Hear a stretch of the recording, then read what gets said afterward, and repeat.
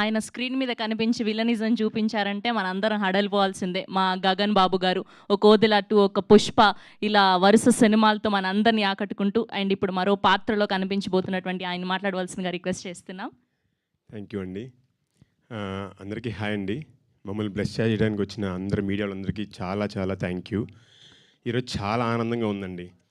ఎందుకంటే సినిమా అంటే ఇష్టం, ప్రేమ, పిచ్చి ఇవన్నీ నాకు ఇక్కడ ఎవ్వరు తెలియని ఒక ఇండస్ట్రీలోకి తీసుకొచ్చి పడేసినాయి.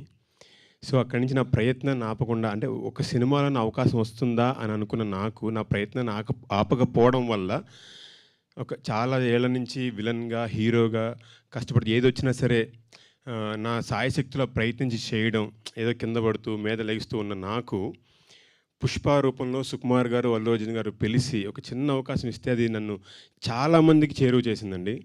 సో వాళ్ళిద్దరితో పాటు నాకు ఇప్పటి వరకు అవకాశం ఇచ్చిన ప్రతి ఒక్కరికి నేను జీవితాంతం రుణపడి ఉంటాను. Thank you so much. ఏదో ఒక నమ్మకం అండి, ఏదో ఒక రోజు మనకి గుర్తింపు రాదా, ఆ ఒక్క విషయం నన్ను నా నా ప్రయాణాన్ని కానీ నా ప్రయత్నాన్ని కానీ ఆపకుండా చేశాయి. అలాంటి టైంలో నాకు నా డైరెక్టర్ జంపన్న గారు అండ్ ప్రొడ్యూసర్ కోటేశ్వరరావు గారు పిలిచి క్యాస్ట్ అనే సినిమా ద్వారా ఒక అద్భుతమైన అవకాశాన్ని ఇచ్చారు. ఇది నమ్మండి. నేను అనుకున్నాను ఇంతమంది మంచి ఆర్టిస్టుల మధ్యలో నాకు ప్రూవ్ చేసుకోవడానికి ఇది ఒక ఛాలెంజ్ లాగా నాకు అనిపించింది. So I want to prove it అని అనిపించింది. ఎందుకంటే జస్ట్ కేవలం మంచి కథ మాత్రమే కాదు, చాలా గొప్ప క్యారెక్టర్. సో ఈ క్యారెక్టర్ని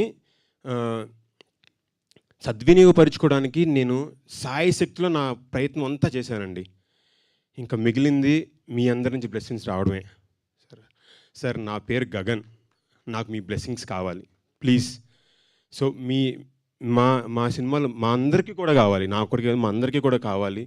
బికాస్ ఈ సినిమా ఇంత గొప్పగా రావడానికి ముఖ్య కారణం మా తోట లక్ష్మీ కోటేశ్వర గారు, మా ప్రొడ్యూసర్ గారు కావాల్సింది మొత్తం ఇచ్చారు. మా డైరెక్టర్ జంపన్న గారు అండ్ మా హీరోస్ వరుణ్ సందేశ్ గారు, దాని తర్వాత సత్యం రాజేష్ గారు అండ్ యాంకర్ రవి గారు చాలా ఎక్స్ట్రాడినరీగా చేశారు. అండ్ మా హీరోయిన్ కషికా కపూర్. సో వీళ్ళు మాత్రమే కాదండి, చాలామంది టాప్ టెక్నీషియన్స్ దీనికి వర్క్ చేశారు, మంచి యాక్టర్స్ వర్క్ చేశారు. అండ్ అలాగే డెబ్యూటెంట్ యాక్టర్స్ చాలామంది ఉన్నారు. దీని నుంచి చాలామందికి బ్రేక్ కూడా వస్తుంది.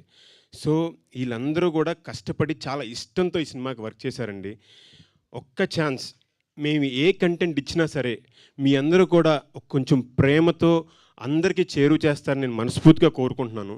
దయచేసి మా క్యాస్ట్ సినిమా నుంచి ఎటువంటి అప్డేట్ వచ్చినా, లేదంటే ఎటువంటి గ్లిమ్స్ రిలీజ్ చేసినా దయచేసి ప్రేక్షకులు చేర్చండి. బికాస్ ప్రేక్షకుడు థియేటర్కి వచ్చిన తర్వాత 100% సాటిస్ఫై అవుతాడని నేను ఖచ్చితంగా భరోసా ఇస్తున్నాను.